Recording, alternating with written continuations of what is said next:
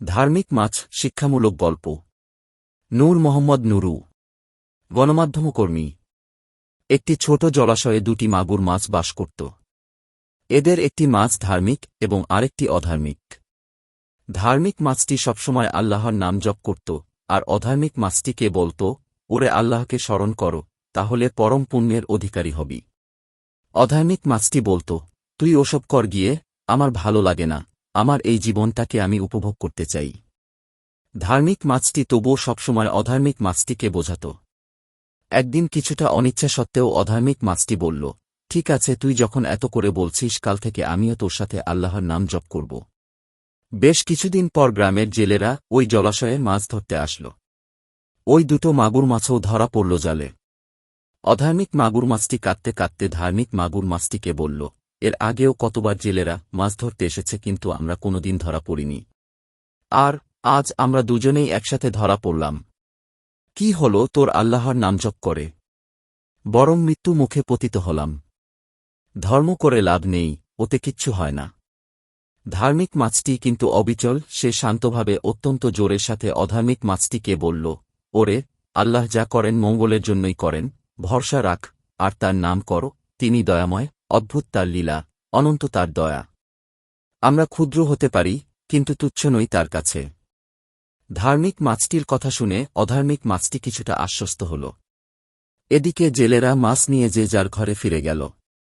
এক জেলে তার বউকে ডেকে বলল, এই দেখ বউ, আজ দুটো মাগুর মাছ ধরেছি, এ দুটোকে ভালো করে রান্না কর, আমি বাজার থেকে ঘুরে আসি।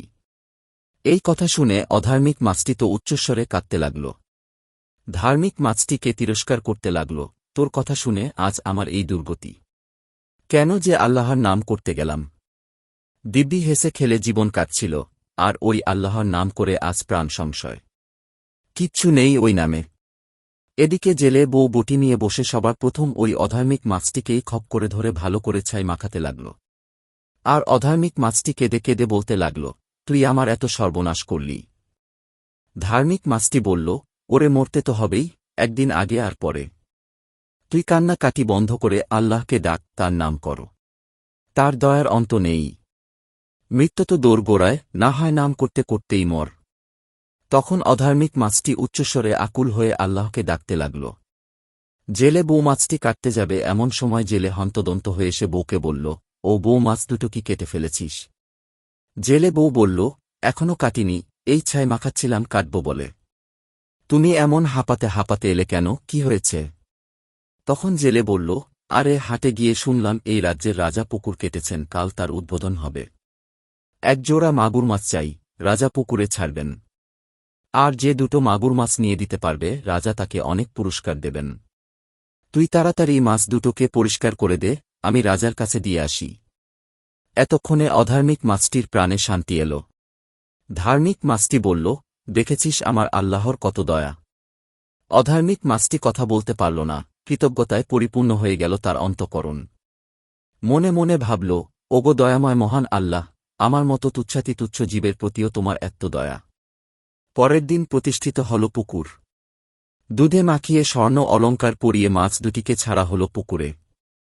রাজা হুকুম দিলেন, এই মাছ দুটির যেন ঠিকমতো পরিচর্যা হয়, আর এদের যেন কখনো ধরা না হয়। মাছ দুটি পরম সুখে সেই পুকুরে জীবন অতিবাহিত করতে লাগল। আর দ্বন্দ্ব রইল না অধার্মিক মাছটির মনেও। আল্লাহর দয়ার কথা আর অস্বীকার করতে পারল না সে। আল্লাহর দয়া ও ভালোবাসার প্রতি পূর্ণ ঈমান থাকলে আল্লাহ তাকে বিপদে রক্ষা করেন। আল্লাহতে যার পূর্ণ ঈমান কোথা, সে মুসলমান। বিপদে আপদে যারা আল্লাহ সাহায্য কামনা করে, আল্লাহ তাদের সহায় হয়। তারা জালে ধরা পড়ে না, বিপদেও পড়ে না। এটা প্রমাণিত, বিশ্বাস করুন আর নাই করুন। বিপদ যত বেশি এবং যত কঠিনই হোক না কেন, তাকদীরের উপর অগাধ আস্থা এবং বিশ্বাস রেখে আল্লাহর কাছে অন্তর থেকে সাহায্য প্রার্থনা করতে হবে। তিনিই সবকিছুর উপর ক্ষমতাবান, এ বিশ্বাসে তার কাছে সাহায্য প্রার্থনা করলে কোনো বান্দার আবেদনই বিফলে যাবে না। আল্লাহ তাআলা বান্দার সব বিপদাপদই দূর করে দেবেন।